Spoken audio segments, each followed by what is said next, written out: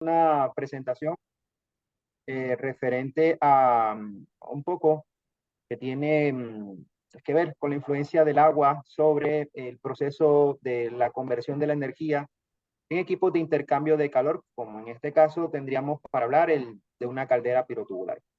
Antes que nada, quería mencionar que yo trabajo para una compañía donde tenemos cerca de 12 años de experiencia en el sector del tratamiento integral del agua.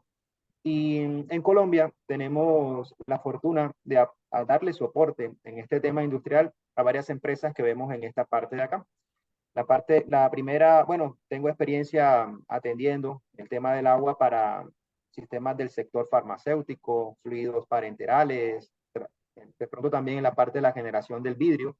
Y una particularmente que es la gestión energética. Ahí particularmente, valga la redundancia, trabajamos el tema del tratamiento del agua para las torres de enfriamiento y calderas. Entonces, quería de pronto preguntar si ustedes saben qué es una caldera. Todos estamos de acuerdo que es un componente que se encarga de recibir energía de una fuente y a partir de aquí la lleva hacia un fluido, en este caso vamos a hablar que es agua, porque no necesariamente tiene que ser agua y en función de esa energía que reciba ya va a cambiar de fase y va a pasar a proceso con el objetivo de que un sector productivo o una línea de producción tenga la posibilidad de emplear este fluido calotransportador para mejorar ciertos procesos que tienen que ver con el valor agregado que se le dé a esas materias primas que se transforman. Entonces, básicamente, por lo menos en Colombia, las más pequeñas tienden a ser de dos tipos. Eh, Generalmente a unas se les conoce como pirotubular y otras también tienen la posibilidad. Hola, ¿me escuchan bien? Hola. Sí, sí, sí. Sí, Sí, sí. sí, sí te escuchamos. Dani, ahí sí le puedes poner en silencio a los que tienen activado el micrófono, por favor. Y bueno, como decía, las demás pues pueden ser de recuperación de calor. Si hay una fuente disponible de energía que se pueda emplear para esta finalidad, estos equipos son excelentes para recuperar parte del calor de desechos, si se puede decir de alguna manera, si tienen buen potencial exergético para eso. Y son equipos generalmente pequeños bueno, en lo que yo he visto hasta ahora.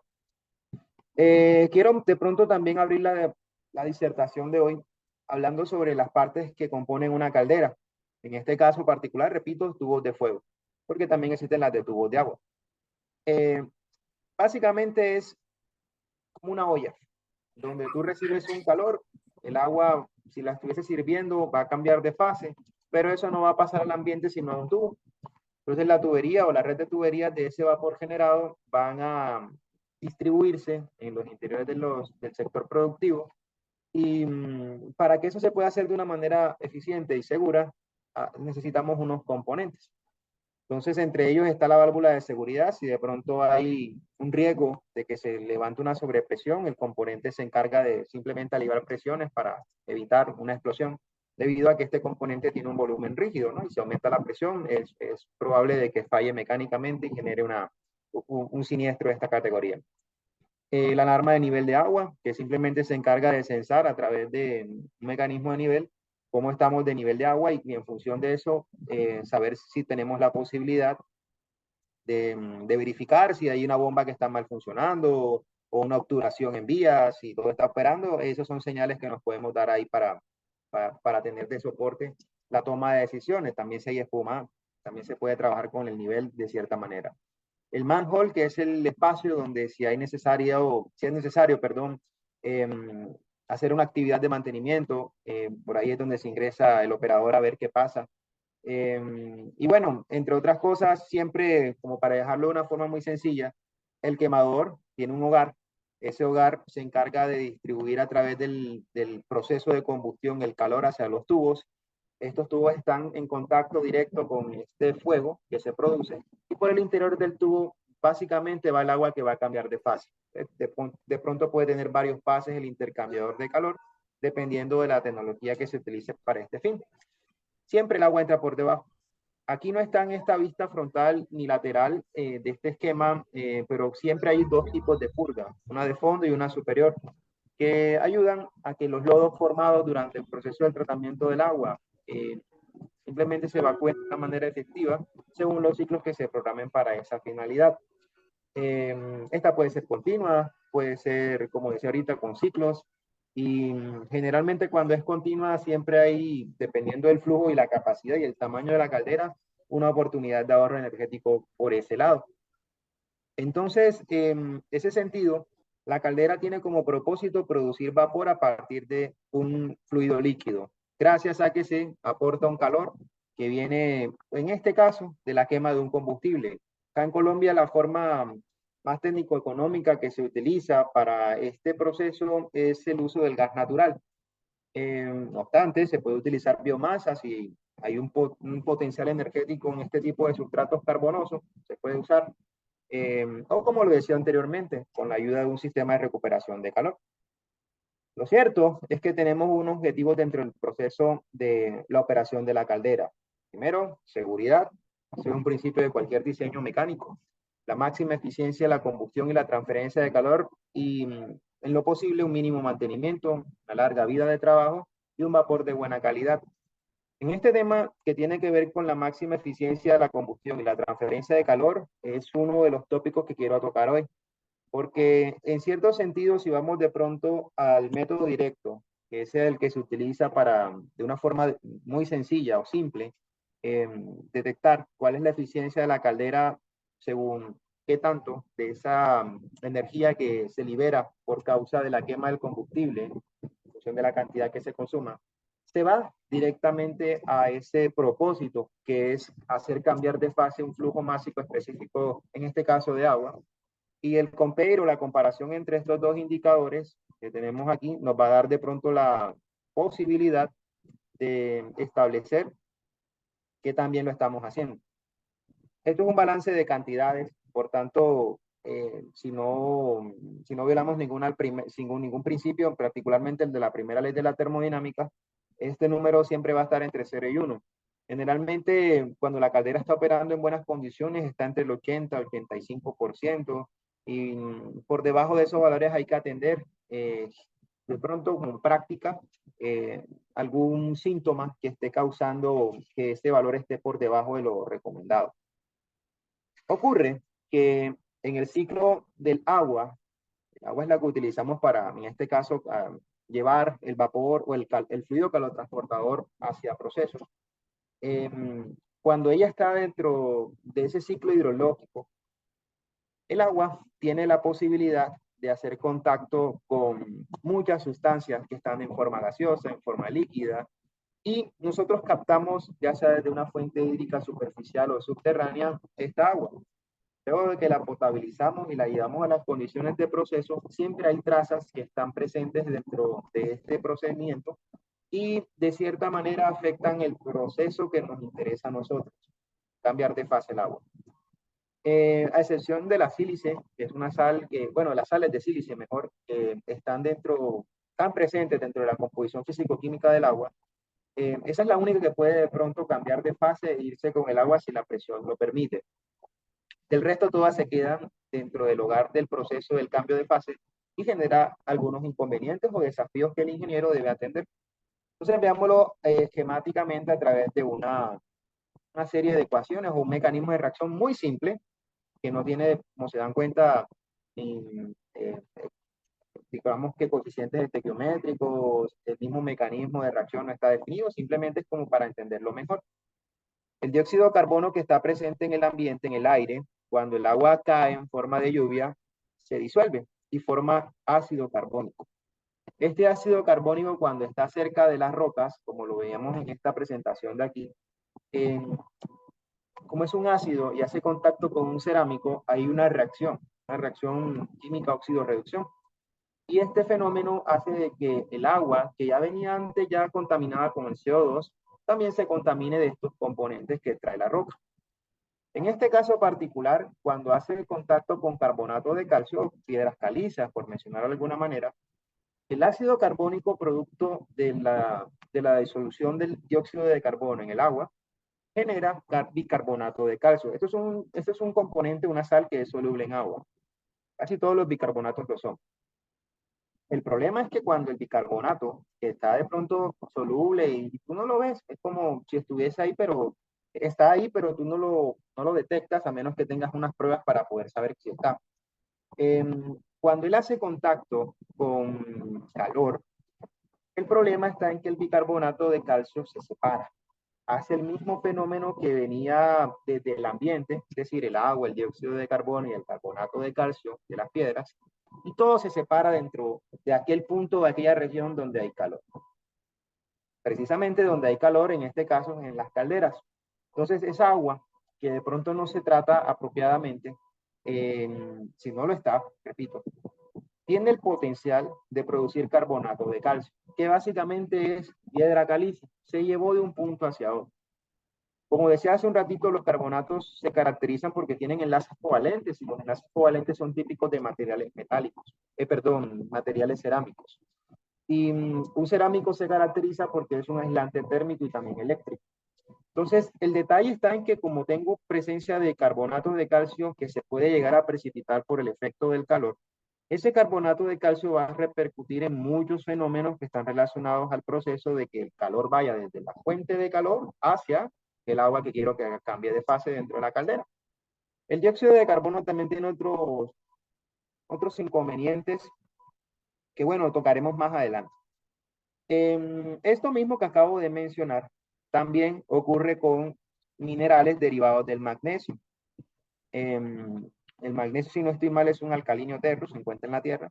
Y de cierta forma, cuando también hace contacto con el calor, tiene el potencial de producir carbonato de magnesio. Los carbonatos son insolubles en agua. Entonces, por esa razón, al estar en precipitación sobre regiones donde no me interesa que esté un cerámico, sino que esté de pronto un metal, los metales son excelentes conductores del calor, me afecta el proceso como tal. Entonces, hay indicadores dentro del agua que yo puedo emplear para poder tener una idea de qué tanto riesgo tengo para que usar un agua como fuente de alimentación para mi caldera, exista de pronto esa presencia de sales precipitadas con el tiempo. Repito, esto es una acción que depende del tiempo y si no hay un plan de mantenimiento preventivo correcto. Bueno, no quisiéramos que fuese correctivo hoy por hoy, pero si no estamos pendientes, evidentemente esa química que está presente dentro del proceso del agua puede afectarnos más adelante desde el punto de vista productivo y bueno, ahora sí, desde el mantenimiento. Entonces, el indicador que nosotros empleamos se llama dureza total. La dureza total es la suma de dos tipos de dureza alcalina y dureza no alcalina. Una es permanente y una es temporal. La dureza se caracteriza en el agua porque, por ejemplo, cuando uno se baña con agua que es dura, o no sé si de pronto en otras regiones de Latinoamérica le pueden llegar a decir gorda, no lo sé. De pronto en el chat si me pueden confirmar cómo le dicen. Si yo me baño con esa agua, y yo de pronto uso un tensoactivo, un jabón, para, no sé, quitarme las grasas corpóreas, lo que yo observo es que cuando tengo agua dura dentro de la disponibilidad para bañarme, el agua dura no le produce espuma al uso de un jabón, un shampoo. Si estoy lavando una ropa, tampoco produce espuma. Eso es como una característica particular que tiene el agua cuando tiene presencia de dureza. Entonces aquí, dentro de toda esta parte, hay una serie de mecanismos de reacción: bicarbonato de sodio, vuelve carbonato de calcio, dióxido de carbono y agua por causa del calor, y el carbonato de sodio junto con agua produce hidróxido de sodio con dióxido de carbono. El dióxido de carbono estará presente en casi todos los procesos y generalmente tiene que ventearse. Y por otro lado, el hidróxido de sodio, la soda cáustica, ese es un nombre comercial que se usa en Colombia, no sé si en otras partes de esta región del mundo también se haga. Lo cierto es que con este efecto de la dureza total y las sales sin dureza se produce un componente o un parámetro físico-químico llamado sólidos totales disueltos. Nosotros con la dureza, con este valor del sólido disuelto total y con otros parámetros adicionales que se miden en campo dentro de lo que es el ejercicio de un calderista para tomar decisiones relacionadas al funcionamiento adecuado de una caldera, podemos tomar, como repito, acciones correctivas o en lo mejor preventivas para que en lo posible nuestro equipo funcione de la mejor manera. Pero vayamos un poquito sobre cómo funciona o cómo es el proceso relacionado a la deposición de estos componentes que no deseamos, pero bueno, es algo muy común cuando hay un programa químico preventivo. Entonces, la incrustación y los depósitos se pueden visualizar como un cristal, pero ellos son cristales, que se van depositando con el tiempo uno a uno sobre la epidermis del metal que transfiere el calor. Si la temperatura es muy alta dentro del proceso operativo, la solubilidad de esa sal es inversa, o sea, cada vez va a ser menos la solubilidad y se va a precipitar. Entonces, hay una serie de consecuencias que debemos tener presentes que van a ocurrir si estos sólidos que se precipitan están activos. Primero, como estamos hablando de un cerámico, se aísla la tubería. Ahorita vamos a verlo desde un punto de vista, pero muy, muy breve, calculándolo, pero o de pronto elucidando la formulación. Como tenemos un aislamiento de la tubería por causa de la presencia de un cerámico, aumenta el consumo de combustible. Necesito más flujo de calor para que la misma cantidad de vapor logre el cambio de fase. Y en el peor de los casos pueden haber un sobrecalentamiento. Este caso local lograría como consecuencia, como se ve acá, rupturas por efecto crítico, pues estrés térmico de metales, y por tanto pues se pierde la eficiencia tanto en la productividad del flujo de vapor, paradas que deben hacerse para poder reparar estos componentes. Y bueno, el tema del punto caliente desde el punto de vista de la producción del vapor también es delicado porque yo quiero en lo posible que la transferencia de calor se mantenga de una manera, bueno, si tuviésemos la oportunidad de visualizarlo a través de lecturas de cámaras termográficas, según su perfil de transferencia en función de las temperaturas que se desean, ¿no? Entonces no quiero zonas calientes porque eso es señal de que el calor no está fluyendo hacia el agua y que está quedándose en una zona donde se estanca básicamente. Bueno, si pudiéramos imaginar que es un fluido como tal, aunque bueno, esa fue una teoría que se abolió hace mucho tiempo. En la práctica, las incrustaciones y los depósitos se ven de esta manera. Permítanme un segundo mientras enciendo la luz y ya estoy nuevamente con ustedes. No me debe.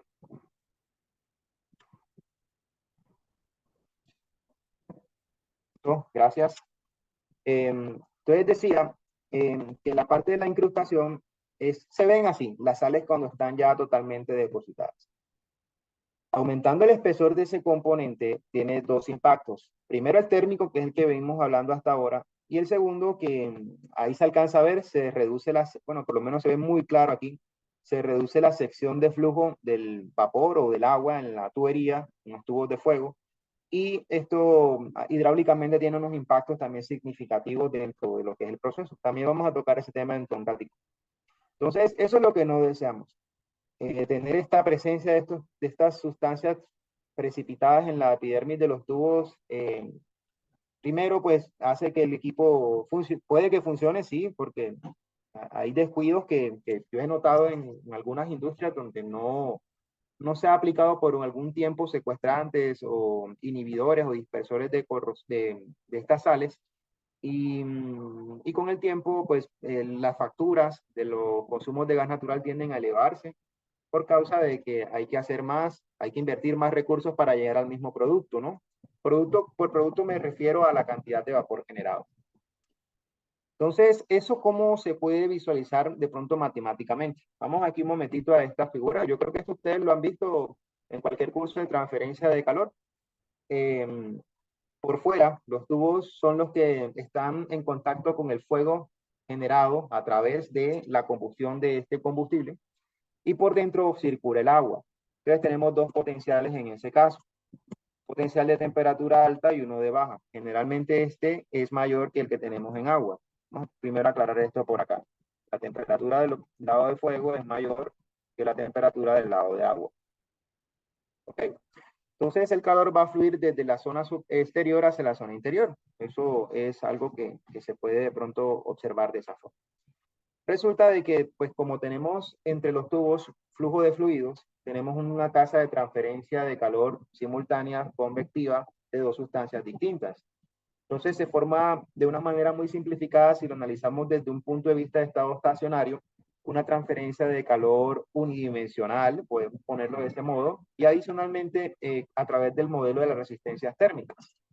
Entonces aquí en este caso, bueno, si lo vemos de una manera muy simplificada, tratar de hacerlo aquí, el calor que vamos a encontrar del lado de fuego será directamente proporcional a un coeficiente global de transferencia de calor por el área de contacto por una diferencia de temperatura. Finalmente, la caldera es un intercambiador de calor y esa diferencia de temperatura es media logarítmica si se quiere de pronto analizar de una manera muy general, genérica, sin necesidad de acudir a simulaciones, nada por el estilo, o mediciones locales. Eh, por tanto, aquí simplemente vamos a dejarlo como diferencia de temperatura y por eso coloqué esos dos puntos en esa sección transversal de corte, como para hacerlo muy simple, repito una vez más. Ocurre que en este caso, el producto U por A se le suele decir resistencia, el inverso de la resistencia térmica, de acuerdo a autores como Enclopera o Yunus Engel. Entonces, esa fórmula, si esto lo llamo 2, si esto lo llamo 1, pasando el caso 2 en 1, quedaría más o menos de la siguiente manera. El calor que va a fluir, digamos que en el tiempo, por causa de la quema del combustible, se da directamente proporcional al potencial de las diferencias de temperatura sobre la resistividad térmica que el sistema o el circuito térmico posea. Entonces, esto es la condición natural. Es decir, por natural me refiero a que o sea, el equipo yo lo monto, lo traigo, o si lo fabrico, y él va a tener una resistividad sí o sí, porque bueno, aquí estaría en función de el inverso de el coeficiente convectivo de transferencia de calor por el área interna. Aquí tendríamos, si lo trabajamos en coordenadas cilíndricas, por ejemplo, tenemos una R y de pronto aquí un teta. En este caso, esta resistividad es no más que el logaritmo natural de la relación entre los radios que tenemos afuera y adentro sobre el producto de 2pi por la conductividad del metal por el largo que tenga el tubo. Y bueno, aquí en esta parte de acá tendríamos lo mismo con respecto al H convectivo que tendríamos afuera, que dependerá en este caso de los gases de escape, la composición química de los mismos. Entonces, eso siempre va a ser el marco de referencia para poder analizar eso. Es más, la resistencia térmica será en efecto igual a eso. El inverso del producto de la parte interna, el logaritmo natural de la relación de los radios, 2pi K por L, más, en este caso, el flujo convectivo del gases de escape en la parte exterior.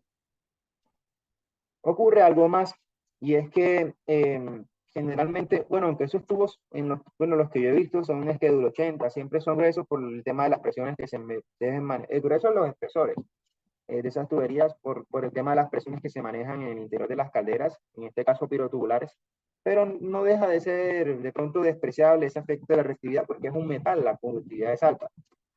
El tema es que cuando existe la presencia de pronto de una película, en este caso particular, de una sal precipitada, hay un detalle serio, y es que aquí se forma una resistencia adicional.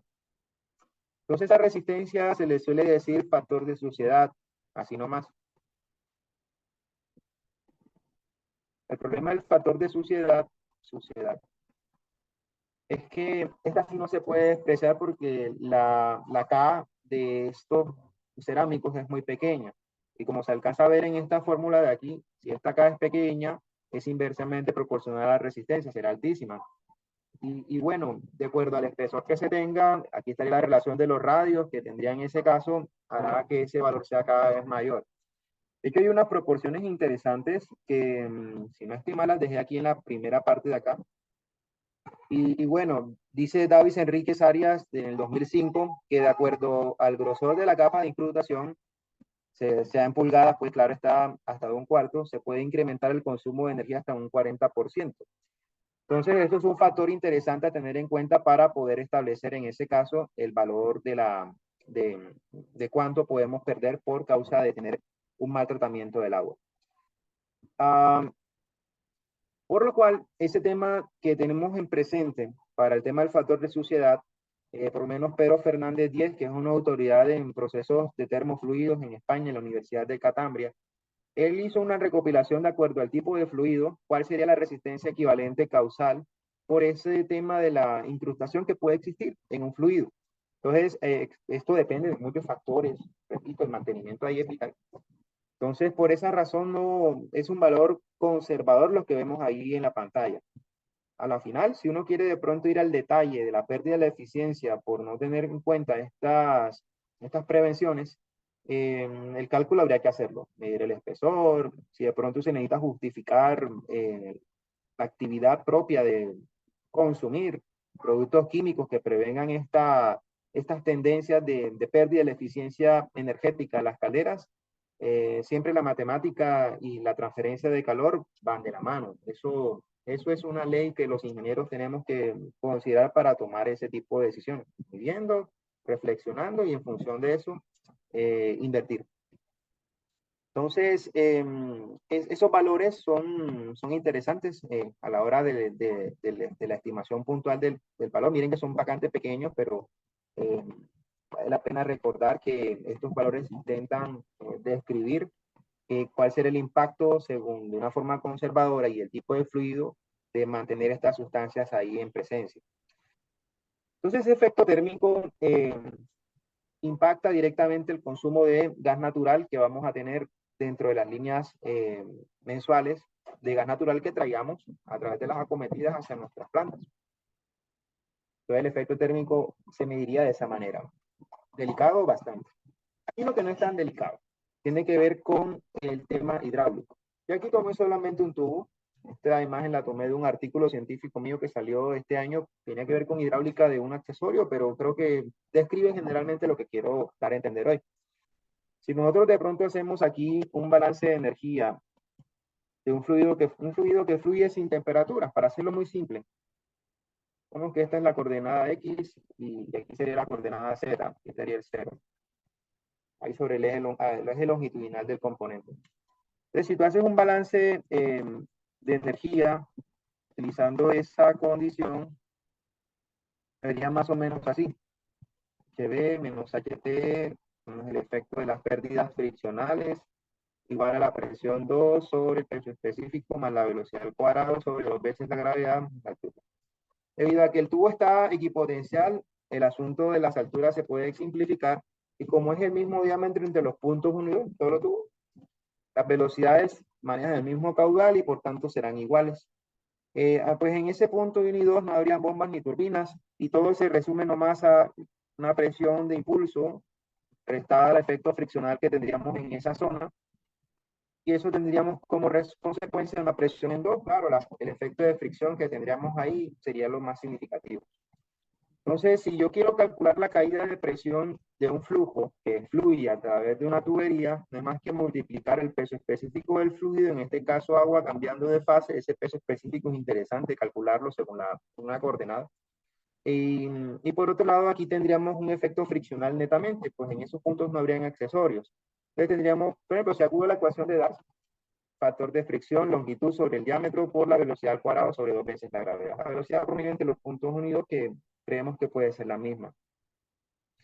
El asunto es que si comienza a aumentar el grosor de la capa en este caso, de la sal precipitada, el factor de fricción se ve influenciado y el diámetro. Son los únicos dos factores que van a combinarse para atacar uno más, la velocidad. Vamos a hablarlo de cierta forma.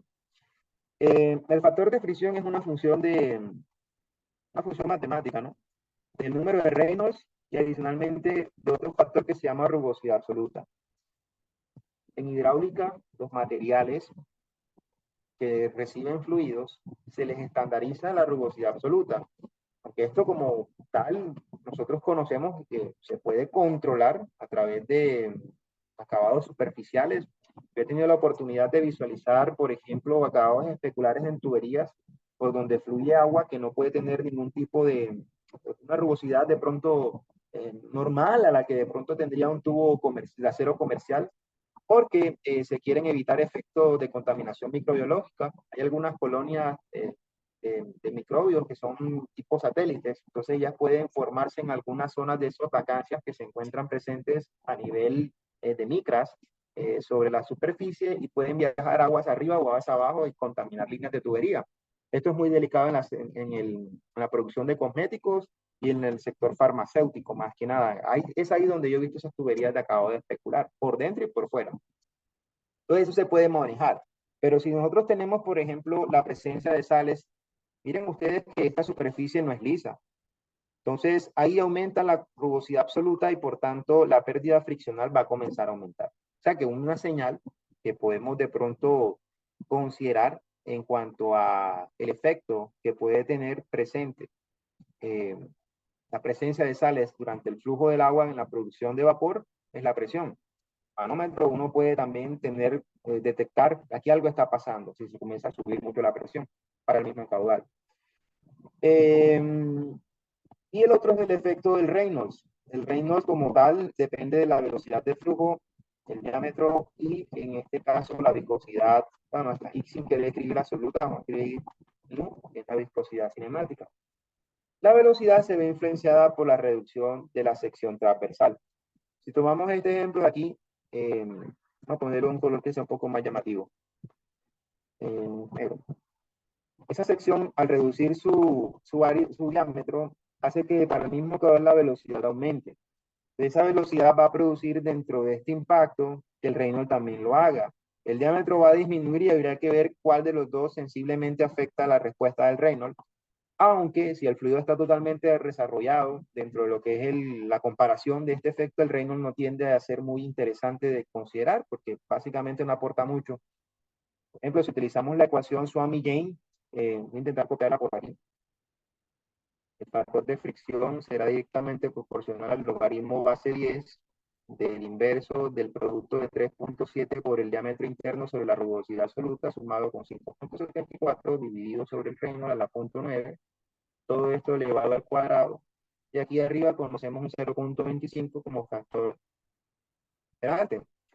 Entonces, esa ecuación sugiere de que si este efecto se puede considerar cancelable, este de aquí, generalmente es cuando tenemos un factor de turbulencia total. De hecho, cuando uno intenta calcular, según accesorios, la relación del FT, que no es más que un factor que permite calcular el coeficiente local de pérdida de un accesorio, esto de acuerdo a la literatura del Crane, ese término se anula y solamente nos quedaremos con esto de que voy a pintar de aquí azul, la parte de acá. Es una práctica común. Entonces, observen ustedes que aquí estaría de pronto el impacto que tendría que ver con el asunto del factor de fricción. La velocidad incrementaría, el diámetro se reduce. Miren que la caída de presión indirectamente es inversamente proporcional al diámetro y por tanto, si hay un diámetro más pequeño, la caída de presión va a ser más significativa. Y ello tiene mucho sentido común. Hacer pasar una cantidad de sustancia por un diámetro muy pequeño de sección es más complicado, da más energía. Esto es lo que quiere decir eso. Entonces, de pronto, la bomba de alimentación que tiene la caldera va a empezar a presentar problemas. Por ejemplo, esta imagen que tomé de la industria hidrostat,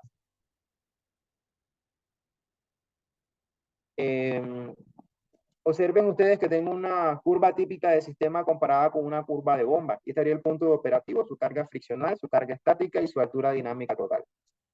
Si yo comienzo a percibir que la pérdida, bueno, la caída de presión aumenta según este modelo, porque comienza a incrementarse el efecto friccional, quien está modificándose es la altura dinámica, la carga dinámica propia del efecto friccional.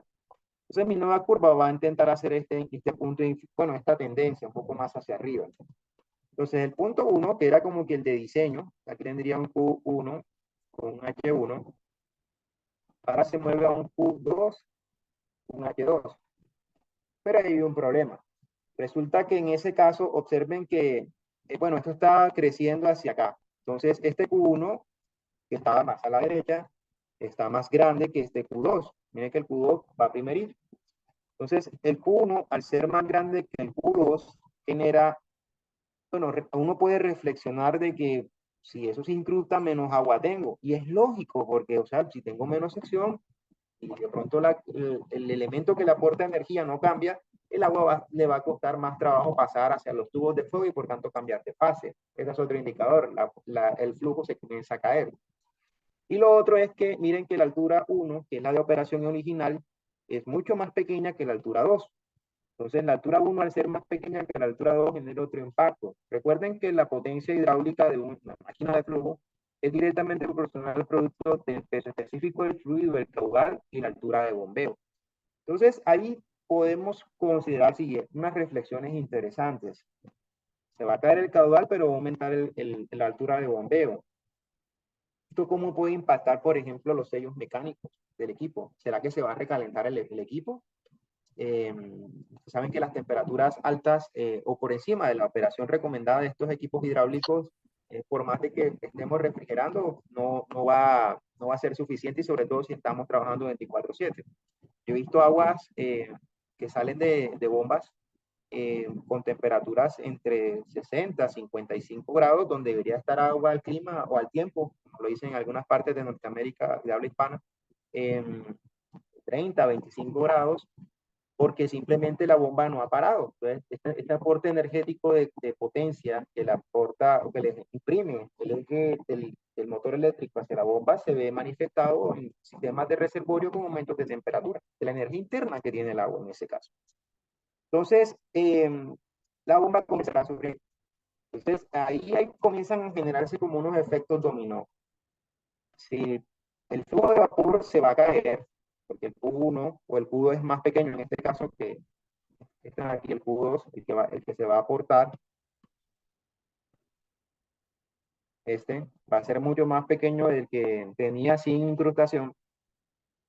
Entonces ya mi línea de proceso se va a afectar. No tengo la demanda, no tengo la oferta, perdón, de vapor a lo que yo esperaba, y ya ahí vamos a tener problemas enseguida con los departamentos de producción. Algo está ocurriendo. Otro es que la bomba puede fallar mecánicamente hablando, y lo otro es que la presencia de la incrustación va a terminar también afectando la transferencia, y por tanto aquí sí o sí va a haber una parada. He visto que los tubos, cuando hay una necesidad de seguir trabajando, hay tubos que se condenan dentro de los tubos que tienen estas calderas.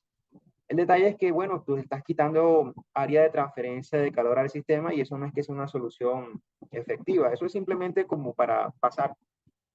Y por tanto, es mucho más, digamos que, eh, menos costoso de pronto mantener en el tiempo un programa químico preventivo para que estas sales se mantengan disueltas en el agua, y en lo posible, con el control apropiado, no exista ningún tipo de parada en el futuro. Recuerden que tiempo parado es lucro cesante en las compañías, y esto eh, no es conveniente para los empleos que se generan en función de la actividad productiva. Eh, por tanto, aquí se pueden hacer varias cosas. El agua tiene sólidos suspendidos, que como bien lo dice aquí, es producto de materia orgánica, producto de residuos animales, agrícolas, sustancias inorgánicas como las arcillas. No sé si me entienden, agua mona, en donde se encuentren, un agua de color marrón propia de los ríos, un superficial de agua. Cuando disuelve el lodo se pone de ese color. Entonces, esos son como taninos, arcillas que están presentes ahí. Sustancias disueltas como el humus, fúlbicos, bueno, y aquí mencionaba los taninos, que son los que le dan el color. El asunto de la parte disuelta de sustancias inorgánicas como la dureza y la sílice, el oxígeno, el dióxido de carbono y el amoníaco estarán presentes, pero no serán visibles. Entonces, es como, no sé si ustedes me entenderán, el producto que se utiliza para la pesadez estomacal se llama Alka-Seltzer. Usted sí se da cuenta, yo no sé si ustedes lo conocen, primero que, pero yo quiero pensar que sí, porque acá en Colombia es bastante común ya. Es una pastilla que usted coloca un vaso de agua, la tira, y pues, era una pastilla sólida, pero tú la colocas en el agua y se desaparece, simplemente ya no está. Entonces, tú sabes que no la ves, pero, o sea, tú no la ves, pero tú sabes que ahí dentro está. Entonces es algo similar, ese tema de los sólidos suspendidos. Están ahí, pero no lo ves.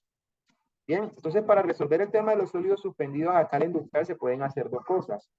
Uno es el fenómeno de la clarificación, que permite remover color, materia orgánica, color, turbidez, y en ciertas partes pues se puede utilizar algo de hierro según los mecanismos de clarificación que se emplean para generar flux y coagulantes. Estos equipos se utilizan generalmente en plantas de tratamiento de agua potable, PETAP, y de pronto de una manera un poco más intensiva se suelen emplear en este caso mecanismos de filtración. Pueden ser a contraflujo, a flujo, con corriente, pueden ser multimedia, ya dependiendo de lo que se necesite. También pueden ser de arena. Y reducen simplemente la presencia, la salida, el efluente de este componente, el material que puede salir suspendido hasta un tamaño en particular. Bien, para el tema de la dureza se suelen emplear, para evitarlo, equipos de suavización. Estos equipos de suavización no es más que son como unos tanques que tienen una relación diámetro-altura específica ya diseñada, uno simplemente lo selecciona, ya no hay que calcular mucho. Más con el caudal, medir dureza, basta y sobra, y algún otro parámetro que en este momento quizás se me escapa, pero no es muy complicado. De hecho, podemos hacer una conversación futura sobre este tema, cómo tener de pronto unos tips para este asunto de que el agua no, a la salida no tenga dureza. ¿Cómo hacemos para que esto no nos afecte la caldera como tal? Entonces, el tema de la remoción de la dureza se puede lograr a través de resinas de intercambio catiónico, son las que se emplean. Ya cuando tú quieres quitar también los aniones, se utiliza un proceso que se llama desmineralización, que es básicamente lo que se ve aquí. Estas resinas generalmente están hechas de poliestireno, son como unas esferitas bien pequeñitas y utilizan H2SO3 como precursor de la retención, en este caso de las sales, o bueno, de los cationes de calcio y magnesio que puedan estar presentes. Básicamente es un equipo mecánico muy simple, o más bien electromecánico, según como de pronto sea la necesidad de utilizar una cantidad de agua para poder reponer la que se va por purga dentro de la caldera. Eh, Esos equipos pueden ser grandes o pequeños, ya dependerá de cada caso, pero como te digo, simplemente es una pequeña columna que tiene en su interior esta cantidad, en su volumen cerca del 50%, 30 a 50% se recomienda que se le deposite resina y bueno, es simplemente una de las formas más efectivas que existen para remover la dureza presente en el agua de alimentación. Si tú tienes la posibilidad de tener ósmosis reversa y pasar agua de ósmosis reversa hacia el agua de alimentación de la caldera, no necesitas un suavizador, porque ya la ósmosis reversa, que es el mecanismo como tal, lo dice ahí, más fino existente en filtración que existe, pues ya retiene el 98%, bueno, gran parte de las membranas retiene el 98% de los TDS que están presentes en el agua de alimentación de cualquier fuente, siempre que se diseñe bien. Y esa agua permeada te da la garantía de que la experiencia a mí me dice eso, no hay ningún inconveniente para que tú puedas usarla para el proceso del agua alimentación de la caldera. Entonces, esa es una forma muy económica también de tenerlo cuando se tiene una inversa en el proceso. Entonces, esos son algunos de los parámetros que se utilizan para los suavizadores, aquellos que quitan la dureza del agua, y por tanto, en gran parte de los efectos deseados, quitar también la incrustación. Y cuando se utilizan, en este caso, resinas de intercambio catónico, se utiliza sal industrial como regenerante. Esa resina se tiende a saturar con el tiempo y hay que volver a recuperar con el uso de se tiene en cuenta también el tiempo de regeneración, que es un parámetro que se cuadra en unas válvulas que van encima de estos suavizadores. Y bueno, hay otros parámetros adicionales que se deben tener en cuenta dentro de la operatividad de estos equipos, que repito, son muy sencillos, para que en lo posible la caldera no tenga presencia excesiva de concentración de sales que puedan precipitarse con la acción del calor. Por tanto, este sería uno de los problemas que van a presentar cuando el agua no está bien tratada. De pronto también puede haber otro sobre la corrosión interna de caldera. Los arrastres, es un efecto físico nomás, parte de vapor lleva agua hacia líneas donde no debe haber agua, pero no tiene nada que ver con la calidad. Es un fenómeno físico, pero no tiene que ver mucho con la termodinámica, sí, es un fenómeno hidráulico. O título, calidad o título. Y el tema de la corrosión en el sistema de condensado, que también puede estar presente en los puntos donde tenemos presencia de agua para generar vapor. Entonces, en este caso particular, aquí jugamos ya con un poquito más de química. Tenemos dos parámetros adicionales, la calinidad OH y el pH. La presencia de oxígeno y CO2 disuelto en el agua es lo que más le tememos para que, o sea, es nuestro dolor en el asunto a que pueda existir corrosión en una tubería interna que se encargue de transferir calor para cambiar de fase al agua. Entonces, algunos de los tipos de corrosión que existen pueden ser generalizadas o también puede ser la corrosión pitting. Esta es muy peligrosa porque produce perforación de tuberías y por tanto fugas del lado de agua hacia el lado de fuego y eso puede afectar el rendimiento de la combustión, que también se mide dentro de la eficiencia de la caldera. Y bueno, entre otras partes, pues también aumentaría la rugosidad absoluta, la hidráulica se afecta, la calidad del vapor también cae porque puede haber arrastre de derrumbe hacia el proceso y no es nada grato verlo. Las purgas también se notan mucho cuando hay derrumbe presente en las tuberías de la caldera o en las paredes en general de cualquier parte metálica que tenga la caldera. Y digamos que una de las causas que pueden tener la presencia, como digo, el oxígeno que está en el aire y el dióxido de carbono, que pueden producir este impacto son las siguientes.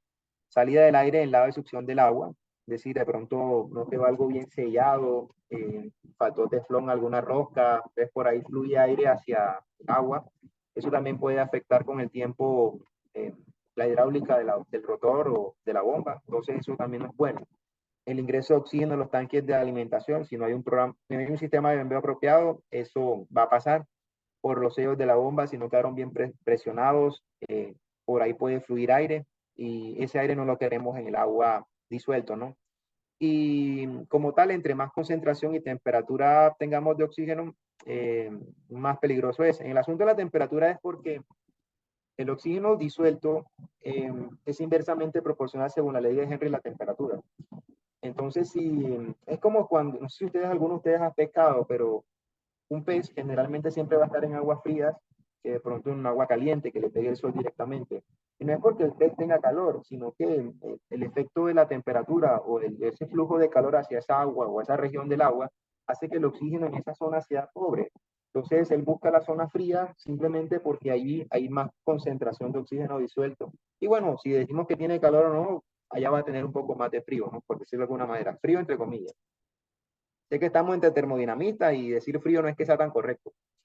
Bien, eh, y por tanto hay que mantener una presencia de secuestrante de oxígeno, dependiendo de la tecnología que emplees, entre 10 partes por millón a 15 partes por millón. Eh, Esto puede ser químico o mecánico, ¿ok? Entonces ya ahí dependerá de lo que se emplee. La corrosión se ve de esta manera. Tenemos destrucción del material por efecto de la acción química y generalmente, como les digo, mecánicamente hay riesgo de que por ahí se fugue un fluido, como el agua, y con el tiempo pues se afecte la estabilidad de nuestra máquina térmica, ¿no? No deseamos eso. Entonces, una forma de controlar la corrosión es a través del control de pH. Lo deseamos en lo posible que sea un poco alcalino, el agua que estamos utilizando para producir vapor. Dado que la presencia de pH por debajo de 7 son ambientes ácidos y esto incrementa la velocidad de corrosión, que es lo que se ve acá. Qué tan rápido se remueve el material en ambientes alcalinos es mucho más pequeño que en ambientes ácidos. Eso es lo que básicamente uno debe comprender por ese lado. De una forma esquemática, si tenemos de pronto un ataque por corrosión tipo pitting o picadura u uniforme, el espesor del material va igual sí o sí a decrecer. Y repito, el pitting es un poquito más peligroso porque como es tan localizado, no se detecta tan fácil y simplemente ya uno se da cuenta es cuando hay fuga, ¿ya? Porque ya se comió todo el material en esa región. Ya ahí la electroquímica del fenómeno de corrosión define si es pitting o si es uniforme según la situación que presente la agresividad de la atmósfera sobre el metal. Entonces, la presencia de CO2, así como el oxígeno, va a producir dentro de la línea de condensado eh, una serie de efectos que no deseamos, repito, reparar piezas, paradas de mantenimiento no programadas, la falla en la contaminación del proceso por la presencia de este rumbe, no lo queremos.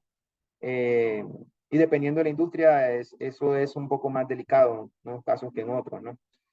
Entonces, eso en general, por lo menos aquí tenemos corrosión PIT en esta parte de acá abajo. Aquí en la parte de acá tenemos una corrosión un poco más generalizada en los cordones de soldadura. Si las puntas son disímiles, es mucho más por el efecto galvánico que se presente.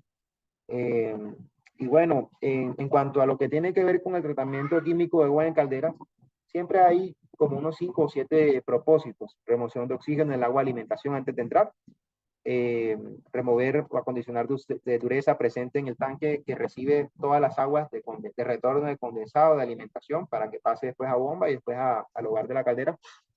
Acondicionar lodos formados en calderas si el programa está en base de fosfatos, por ejemplo. o de, en este caso, bisulfitos de sodio. Eh, Proporcionar suficiente alcalinidad para prevenir la corrosión. Recuerden lo que les dije, aumentar el pH para que la velocidad de corrosión se minimice. En el caso de arrastres, evitarlos, sobre niveles, espuma, foaming que le dicen. Y el régimen de purgado para un rango, según lo que se mide en sílice, entre 2.000 a 3.000 partes por millón en el agua que está en el fondo, ¿no?, de la caldera. Entonces, hay que tener un control químico.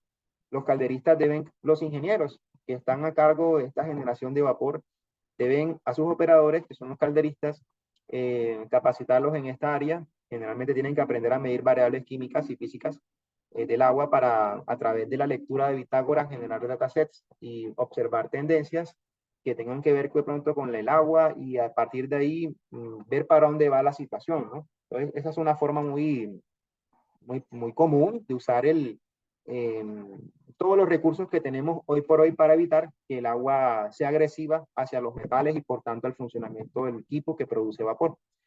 Nosotros tenemos dentro de nuestra línea de producción, nuestra línea de productos, perdón, una serie de equipos y digamos que tecnologías químicas que ayudan, según el caso, según la industria, a preservar estos efectos. Entonces, lo que básicamente tenemos como propósito en el control es si tenemos agua cruda, agua que repone caldera, agua que alimenta caldera, agua que sale de la caldera y agua que condensa después del proceso, una serie de parámetros que deben medirse según la situación. Hay algunos que no se van a poder, no es necesario tenerlos presentes, entonces en algunos casos, por ejemplo, en lo que tiene que ver con la alcalinidad PM u OH, ya no se puede, o sea, no es conveniente medirla en el agua cruda o en el agua de reposición alimentación. Y ya realmente la alcalinidad P se mide en el agua de purga, ¿no? Que ya hay una consecuencia como tal. En el hierro que se mide de pronto en la parte de la purga es importante porque si la concentración aumenta nos está dando a entender de que allí se está perdiendo material, desprendiendo. Entonces es una forma también efectiva a través digamos que de la operación o del trabajo que hace el calderista de predecir cómo van las mediciones en el mes o día a día, según cómo se midan estos parámetros, si estamos presenciando corrosión, por ejemplo. El efecto de la dureza también es importante tanto en la alimentación como en la reposición, en la alimentación y en el condensado. En la purga no es interesante medir dureza porque eso ya va a evacuar. Entonces, como por decir algo referente a eso. Eh, y con lo cual, hay unos parámetros de control que se recomiendan para estos factores, los cuales garantizan de que si tú estás en esos rangos, tu equipo y el agua van a estar tranquilos y la eficiencia, por tanto, la transferencia de calor y la combustión que se da en ese sistema no va a tener ningún inconveniente. Entonces, esto se lo dejo aquí como a modo de relación. Esto lo saqué de este documento que estamos viendo acá. Este documento proviene del fabricante Babcock & Wilcox Company y, bueno, se conoce como el manual STEAM, Generation and Use. Este es uno de los mejores documentos que existen en materia de gestión de calderas, de la operatividad. Permítanme, les presento aquí un momentico eh, qué tiene este documento.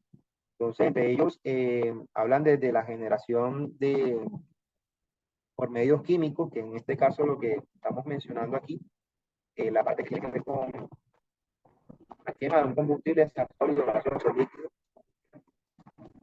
y también medios nucleares, incluso lo tocas. No sé si sería buena idea, bien, que se lo obsequiemos a los asistentes de la reunión para que puedan gozar de esta información. Está en inglés, pero no creo que sea problema por eso. Sí, sí, Eh, sería bueno si podemos compartir. sí, sí. Entonces yo te paso un enlace con el documento y nada más es descargar. Chévere, Cuando gracias. tenemos, si ustedes me piden a mí de pronto una recomendación para los calderistas, para que puedan medir todos estos parámetros de una forma efectiva, este equipo que estoy mostrando, que es como un kit para medir pruebas bueno, para probar la calidad de agua tanto en torres de enfriamiento como en calderas, es el mejor. Es de la marca Taylor y pues yo no tengo nada con ellos, no es publicidad, simplemente las cosas buenas se recomiendan. y, y de verdad que a nosotros nos ha funcionado mucho, lo recomendamos a nuestros clientes porque honestamente, si usted hace de pronto una muestra en blanco, es decir, lleva una muestra a un laboratorio certificado y evalúa lo mismo que tenemos acá, los resultados son muy, muy exactos. O sea, bueno, más bien precisos, pues, para darle de pronto el beneficio de la duda a estas pruebas, pero son muy buenos, muy, muy buenos. Entonces nos dan una idea de que lo que venimos haciendo en el tiempo sí está dando buenos resultados. Por tanto, es una recomendación que le hago. Aquí les dejo el enlace también de si lo quieren comprar, por si les interesa adquirir un excelente producto en materia de la medición de los parámetros de agua que pueden de pronto afectar con el tiempo la calidad de la gestión que tiene que ver con el consumo del combustible. Por último, pues el procedimiento de instalación para manejar estos químicos es bastante simple. Es simplemente tener por un lado un tanque que tenga el químico. A esto hay que automatizarlo a través de una bomba dosificadora. Generalmente estas de diafragma son muy buenas. Y esto pasa directamente al make-up o MACAP, como le dicen en Colombia, a estos tanques que simplemente reciben todas las fuentes de agua que van a entrar después a la caldera. Y a través de este efecto se puede controlar, si tienes la posibilidad de instrumentar todo. Aquí generalmente se miden parámetros como la conductividad, la conductividad eléctrica del agua, los TDS, los sólidos los sólidos suspendidos, perdón, o cualquiera de estos que están aquí presentes. Si se puede hacer, excelente, repito. Y de una forma automatizada se abren válvulas según si se pasan o no de los set points que se coloquen para esa finalidad. Aquí tenemos un caso interesante, pues, de este esquema. Cuando se tiene la posibilidad de contar con estos ingenios, se colocan economizers, que son intercambiadores de calor que permiten recuperar parte de los gases de la energía térmica, los gases de escape, para que el agua de alimentación llegue un poco más elevada de temperatura, y eso garantiza un salto entálpico mucho menor del lado del agua y ciertamente aumenta la eficiencia global del proceso, térmicamente hablando, y el consumo de combustible disminuye. Entonces eso sería como lo general en esa parte. Bueno, a todos muchas gracias por atenderme, por brindarme este espacio constructivo en cuanto a la gestión energética. Yo disfruto mucho este tema porque la energía renovable más importante que tenemos es la gestión energética. Y bueno, estoy abierto a preguntas si existen, y nuevamente les doy muchas gracias por atender esta presentación mía. Muchas gracias, Javier. Muy importante e interesante el tema de tratamiento de aguas. Bueno, ¿alguien tiene alguna pregunta, algún detalle que le gustaría que refuerce Javier? Algo importante que yo quiero resaltar de lo que comentó Javier es esta influencia, ¿no? De cómo afecta la pérdida de carga. En este caso, si fuera una caldera pirotubular, recuerden, los gases van dentro de los tubos, y si es que se generan estas tipo de incrustaciones, em, pasa muy similar el ventilador que la bomba, ¿no? Entonces, eso hace que aumente la pérdida de carga y reduce el flujo de aire, y si es que reduce el flujo de aire, pues la combustión también se ve afectada, ¿no? Entonces, y esa sería una pregunta que tengo para ti, Javier. ¿Cuáles crees que serían los síntomas que tendría una caldera cuando está teniendo un mal tratamiento de aguas? Primero, no genera vapor. Eh, ¿Me escuchas bien? Hola. Sí, sí, sí, dale. Sí, se cae la libra masa por hora de vapor que se recomienda, que el proceso tiene. Ese es el primer síntoma. Se está cayendo el flujo. Las líneas de producción no están trabajando de la misma manera. Eh, Adicionalmente, tenemos de pronto la desventaja en cuanto al aumento de presiones que puedan haber dentro de la línea del agua líquida, porque le cuesta más trabajo al agua fluir hacia la zona de intercambio de calor. Y ciertamente hablando, desde la perspectiva del mes a mes, que uno cancela la factura de consumo de gas natural, ese es el que más duele, porque es el donde se ve el incremento significativo del costo, se ve el aumento, y bueno, generalmente uno cuando destapa la caldera y va a ver qué pasa de interior, ya esos son causales de que eso estuvo, o en el mejor de los casos se pueden reparar con limpiezas mecánicas, se pueden usar cepillos, en algunos casos se pueden usar hidrolavadoras, algunos casos, pero de altas presiones, eh, o en su defecto hay que reemplazar tuberías, ese es el peor escenario que uno puede de pronto vivenciar desde esta parte de la operación de calderas. Muy bien. ¿Alguien tiene alguna pregunta? Sí tenemos una pregunta de parte de Emerita Delgado. Dice, ¿la calidad del agua es importante al ingreso de la caldera? A partir de ello, ¿qué componentes tendrán las incrustaciones de los tubos? Eh, Genera. ¿Recomendaciones de tiempo de mantenimiento de la caldera? Muy bien, no, excelente pregunta. Generalmente son sales de carbonatos, de magnesio, de calcio, de sílice. El sílice tiene un problema. El sílice no se ve. Es es una incrustación transparente. Ópticamente no hay forma de detectarlo. Y como decía ahorita hace un ratito, las sales de sílice se pueden evaporar con el agua, dependiendo de las presiones de trabajo. Entonces, ese vapor va contaminado del sílice y fluye hacia otros procesos donde el calor tenga que fluir con el vapor y termina también, como el sílice es como arena, por decirlo de alguna manera, vidrio, algo así, por ponerlo de alguna forma. Y ciertamente afecta la transferencia de calor en otros puntos. Entonces, ese tema de la composición de esas sales precipitadas, hay que mirarlo con mucho cuidado. Y el tiempo lo va a definir no más que un buen programa químico preventivo.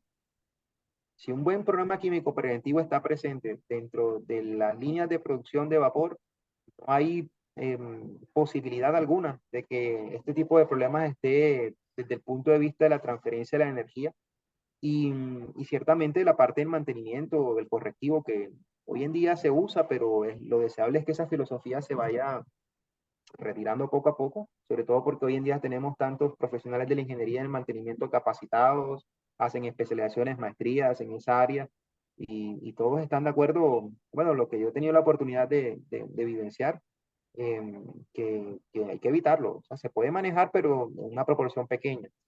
Y,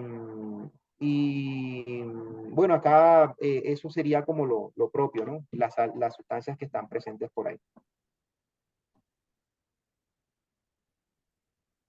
¿Alguna otra pregunta? Sí, de la misma persona. Dice, ¿las personas que limpian estas incrustaciones tienen riesgo a corto, largo o plazo de enfermedad?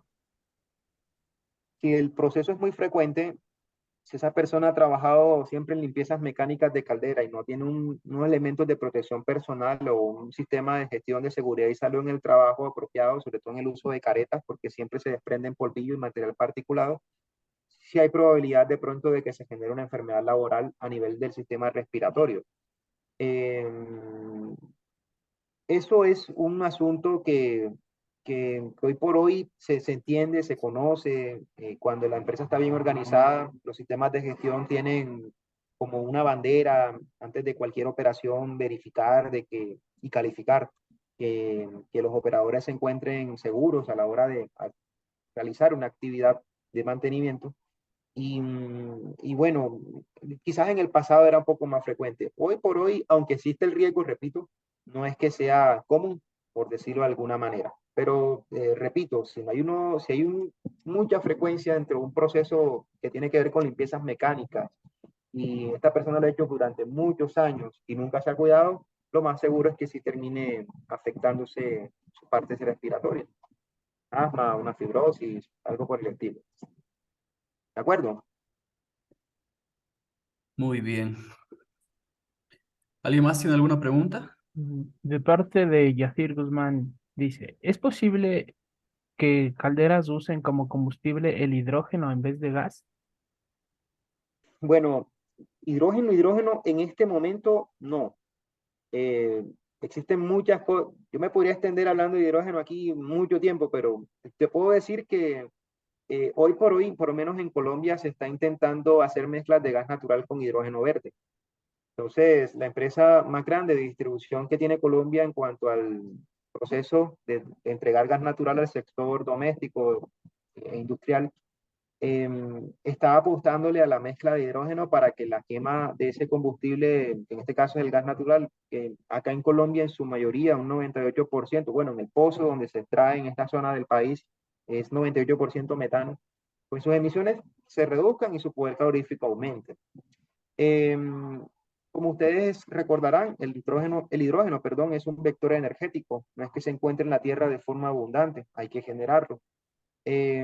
Hay una apuesta, no sé si Guillermo me corrige, creo que es en Asia Menor, o no sé si me estaré equivocado, que hay una tendencia para obtener hidrógeno azul por allá y también tienen una teoría que hay unas minas de hidrógeno bueno, eso, hay unos pozos que tienen hidrógeno en esa zona, pero eso es muy incipiente en este momento como para asegurar de que desde una fuente que exista en la Tierra se pueda garantizar energéticamente la demanda de la canasta energética. Entonces no es tan fácil así como si de pronto te da la posibilidad de almacenar una fuente de energía alternativa intermitente como renovable en hidrógeno y después llevarlo hacia la producción de vapor, pues sí, eso tiene lógica, pero habría que ver de pronto desde la degradación del proceso y la calidad de energía si te beneficia hacer eso directamente así o buscando en este momento que estamos en un camino hacia transición energética, seguir usando combustibles hidrocarbonados. ¿Listo? Muy bien. A ver, aquí hay algunas otras preguntas. No sé si Dani puedes leer, Sí, por favor. listo. Jamie Serpas nos dice, ¿cuáles serían los defectos más visibles en un inadecuado tratamiento de agua en las calderas?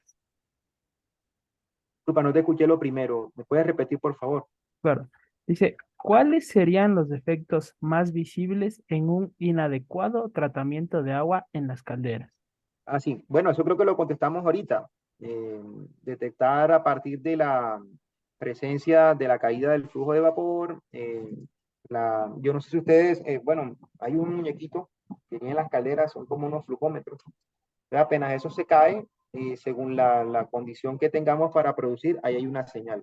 Lo otro es que cuando se hacen de pronto actividades de mantenimiento centrado en la confiabilidad, si tenemos la posibilidad de usar cámaras termográficas, las superficies están generalmente por encima de los valores recomendados del aislamiento térmico que tiene la caldera.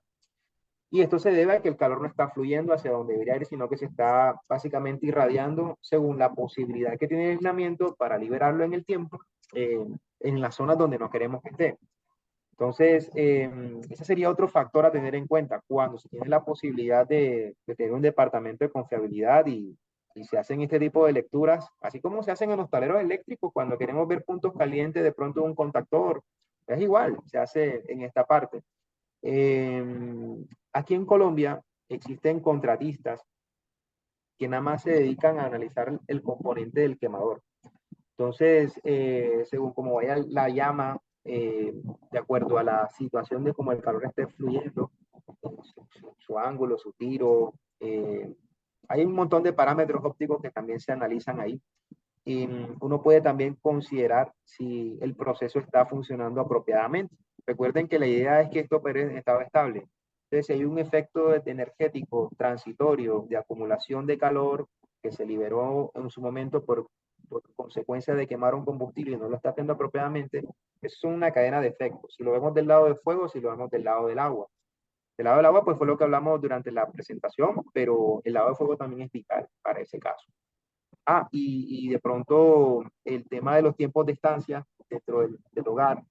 eh, si tenemos la posibilidad de contar con un contratista que también nos dé la posibilidad de leer los gases de escape, la composición cambia seriamente. Que las temperaturas altas en el hogar también afectan la generación de óxidos nitrosos.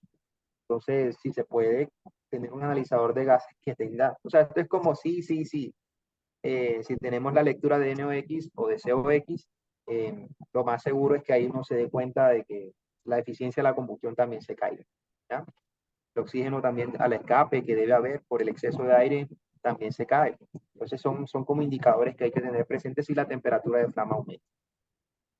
Así es, súper bien. Y eso se da justamente porque lo que mencionaba Javier, ¿no? Al reducir o al aumentar la pérdida de carga se reduce el exceso de aire aumenta la temperatura de llama y ese aumento de temperatura de llama pues genera los NOx, ¿no? Entonces, un síntoma muy interesante sería medir los NOx también para como catalogar internamente qué está ahí. Y obviamente pues en función del control que tenga el quemador, se puede elevar significativamente también la temperatura de la chimenea, ¿no? Entonces, eso es parte de lo que está comentando Javier.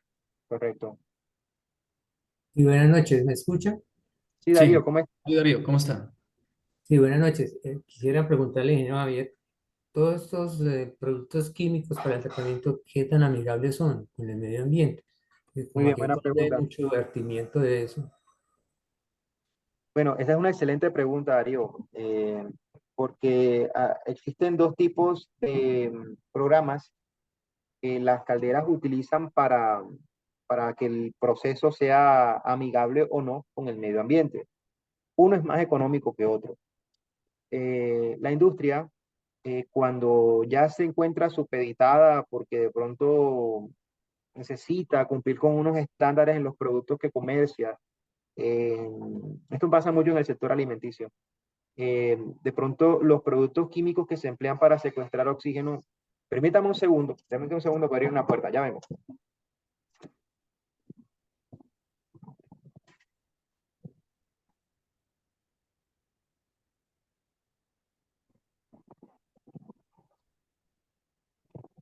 Gracias.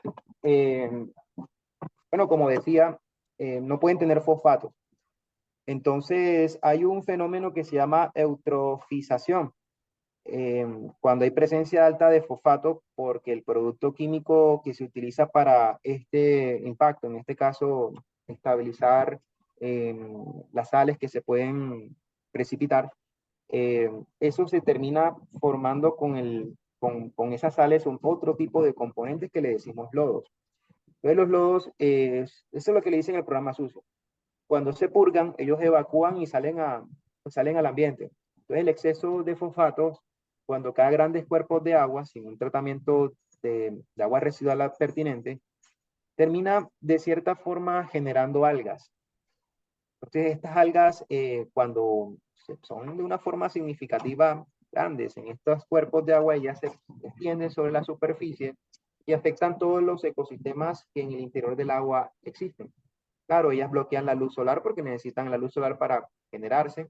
Y la luz solar que de pronto se requería en estos cuerpos de agua ya no llega allá, de pronto en la misma intensidad, y la vida en ese punto también comienza a desbalancearse.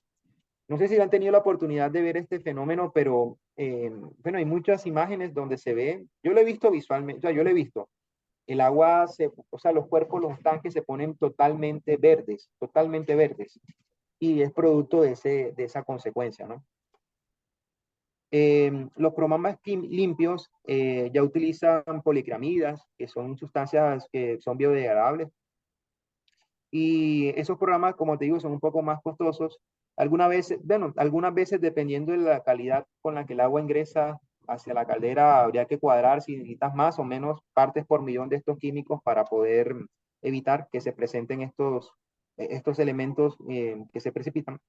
Pero no dejamos de lado de que si hay conciencia ambiental y un sistema de gestión ambiental dentro de las compañías, y si generalmente se tienen que apuntar porque el modelo de negocio de ellos necesita de que no se afecte el ambiente o sus productos no tengan la posibilidad de poseer traza de estos componentes, el programa químico limpio siempre va a ser el preferido. Y repito, es más costoso porque las sustancias que se utilizan para esta finalidad no son tan disponibles. De hecho, en Colombia se necesitan algunos permisos para poder usarlo. ¿De acuerdo?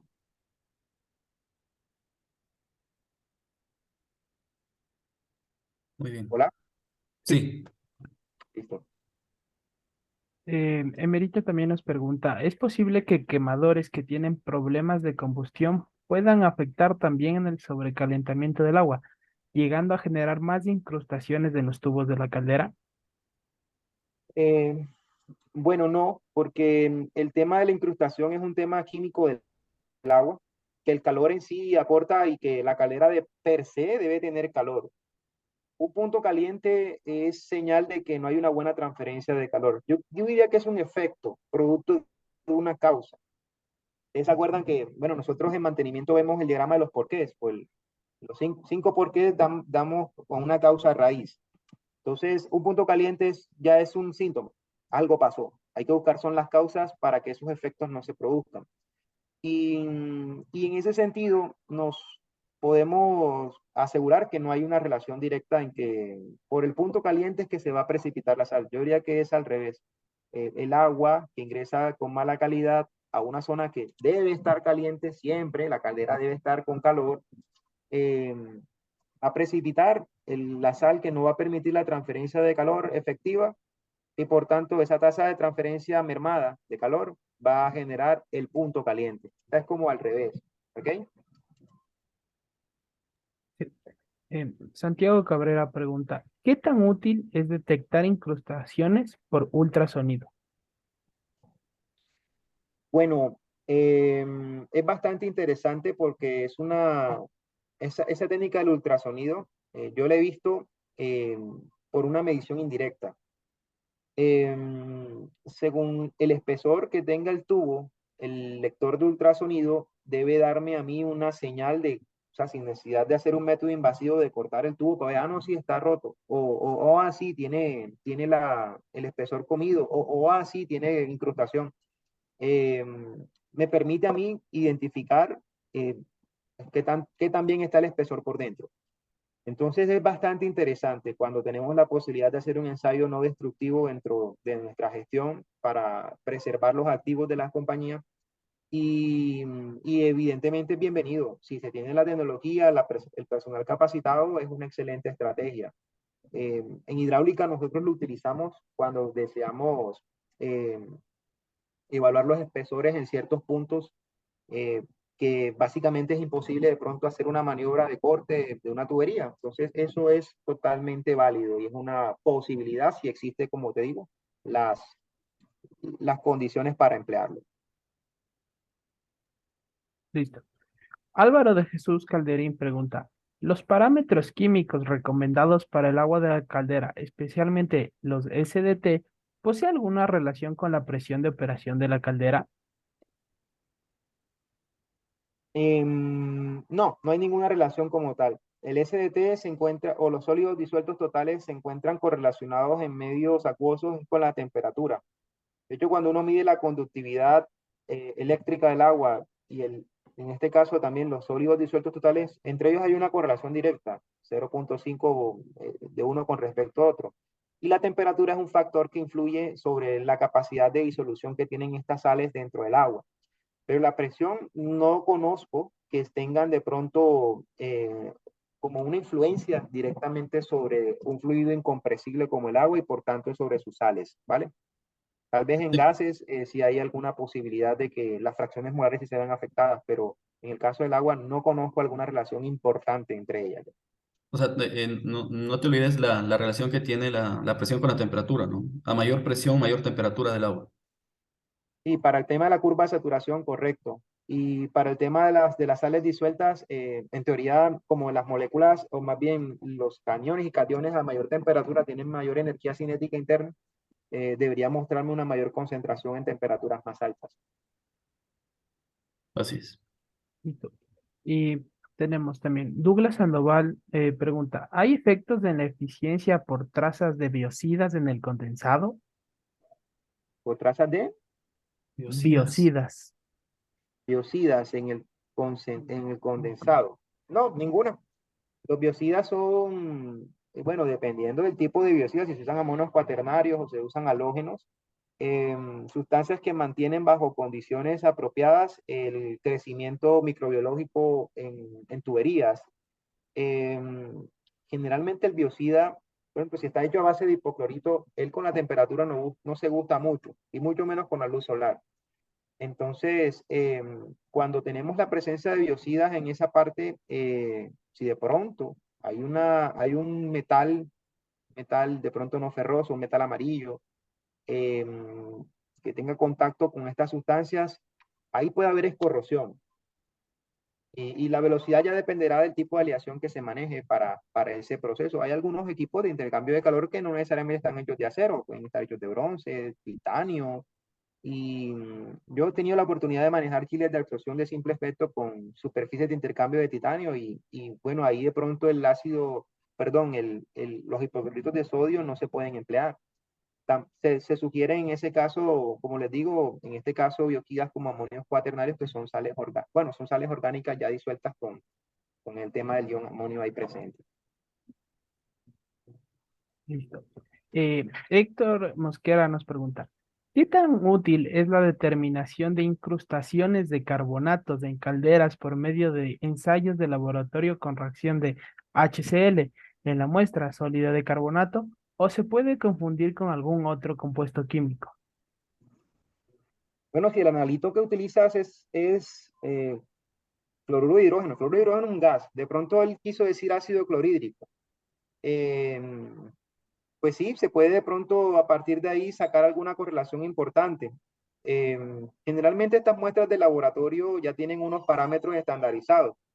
Y por lo cual nosotros en la parte práctica, cuando no tenemos, más bien desde un lenguaje técnico, cuando no tenemos la posibilidad de hacer estas marchas analíticas con el cálculo, nosotros simplemente damos cuenta de tantas gotas de este componente de color azul, y si te cambia de color significa que tienes esta cosa, si te cambia de color significa que tienes esta otra cosa. O sea, es una carrera interesante desde el punto de vista de la practicidad.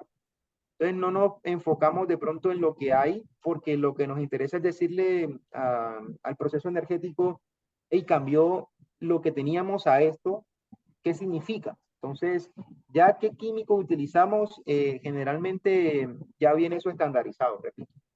¿Sí puedes usarlo? Claro que sí, tú puedes desarrollar tu marcha analítica sin ningún inconveniente. Pero generalmente tendrías que tener un identificador, un trazador adicional para de pronto formalizarla en ese caso. Los productos Hanna son bastante buenos para esa finalidad. Yo no los mencioné en la presentación, yo presenté la marca Taylor, pero los productos Hanna tienen esa característica. Generalmente vienen como unos sobrecitos, tienen un equipo electrónico, tienden a ser un poco costosos, $2,000, $1,500, pero te dan la posibilidad, como te digo, de tocas aquí, hundes acá, presionas, esperas tantos minutos y lo que te diga, tú anotas el valor que te marque y con eso juegas con lo que mostré hace un ratito sobre los rangos. Si te caen este valor, no te caen este valor, ahí sí tomas decisiones desde el punto de vista de la energía que se va a consumir en exceso, sí está incrustado el equipo, ¿no? Aquí lo que importa, como te digo, es reducir en el caso de la inversión de los recursos para la producción de vapor, el consumo de combustible, maximizando la eficiencia energética de la caldera. ¿Vale?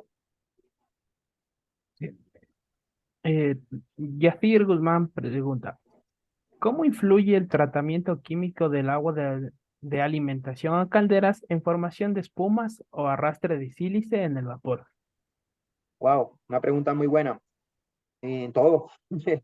La formación de espumas es un asunto que tiene que ver con los tensoactivos que pueden estar presentes en el agua de alimentación y debido a la turbulencia propia del fenómeno del cambio de fase, la espuma tiende a producir ciertos impactos, sobre todo en la lectura de nivel, que se hace en un muñequito que tenemos cerca de nuestro visor de nivel. Tiene unos nombres, me voy a reservar el nombre aquí porque en Colombia le dicen un nombre un poco peculiar, pero no lo voy a decir. Pero sí es un sensor de nivel nomás. Y bueno, la parte del arrastre, que es una cosa que es un problema, habría que verificar si tenemos buenas velocidades en el interior de la caldera en cuanto al lado de agua, al lado de fuego, dependiendo de lo que se vaya a revisar. Y el tema del sílice, yo lo había dicho ahorita, serio, porque no se ve la incrustación. Serio, porque comienza a obstaculizar el flujo de calor en zonas donde no debería haber presencia de incrustaciones, porque él fluye con el vapor. Y, y bueno, hace parte de uno de los desafíos que, como servicio que tenemos para el tema del lado del agua, evitar lo más posible para que el asunto de la productividad del proceso sea lo más alto. Entonces sí es serio el tema de la presencia de sílice, presencia de espumas para nuestra finalidad, en este caso que es generar vapor. Perfecto. Bueno, creo que no hay más preguntas. ¿Vale? Bueno, pues vamos a quedar hasta ahí, creo. No sé si tengas algunas palabras finales, Javier. No, agradecerte a ti, Guillermo, y a la comunidad de gestores energéticos en Latinoamérica por permitirme compartir con ustedes en este espacio. Estoy agradecido con todos los que sacaron un poco de su tiempo para escucharme. Espero que hayan aprendido algo nuevo, algo de provecho para lo que tiene que ver con esto. Y bueno, Guillermo me permitió la oportunidad de hablar con ustedes y también decirles que en redes sociales yo manifiesto, divulgo información de ingeniería que quizás puede ser de su utilidad, y en cualquier caso, pues ahí por el grupo de WhatsApp podemos contactarnos para darles cualquier apoyo en lo referente al tratamiento químico del agua y su relación con la energía que se requiere para cambiarla de fase. Entonces, yo voy a permitirme aquí escribir simplemente cómo me consiguen en redes sociales, en TikTok y en Facebook. Este es mi usuario. Sí. Tu página Y, de YouTube es full reconocida, deberían chequearlo. Es y muy, muy bueno, en YouTube, conocido mi amigo Javier en Colombia. sí, y en YouTube me consiguen con mi nombre de pila, Javier Carpintero. De cualquier modo, aquí a sus órdenes y quedo muy atento a lo que ustedes requieran. Muchas gracias, Javier. Gracias Bueno, a todos por el tiempo. sí. Como pudieron notar, pues hubo un cambio en la fecha porque mañana Javier pues tiene un compromiso con su doctorado. Entonces tocó cambiar. El día de mañana voy a exponer yo el tema que estaba previsto el día de hoy, que es el mezcla de combustibles o la eficiencia de combustión con mezcla de combustibles, ¿sí? Entonces, no se olviden, por favor, Dani compartió un link de asistencia. Recuerden que se va a entregar un certificado de participación de estos webinars, avalado por Yerek y por AISRAE. Entonces, mi recomendación que por favor se inscriban o se registren en ese link para que puedan obtener el certificado, ¿sí? Entonces, no sé si Dani tienes algunas palabras. Sí, como parte final de esta jornada, queremos reiterar nuestro agradecimiento a nuestro panelista Javier Carpintero. También agradecemos a Yerek, al ingeniero Guillermo Pérez, del capítulo estudiantil ASRAE, de la Escuela Politécnica Nacional por facilitar este tan ameno conversatorio. A todos los presentes, gracias por asistir a este conversatorio sobre eficiencia energética. Esperamos verlos del día de mañana. Que tengan muy buenas noches. Muchas gracias, Dani. Buenas noches con todos. Nos Gracias. vemos el día de Buenas mañana. noches, muchas gracias. Abrazo, que estén muy bien. Muchas gracias. Hasta mañana.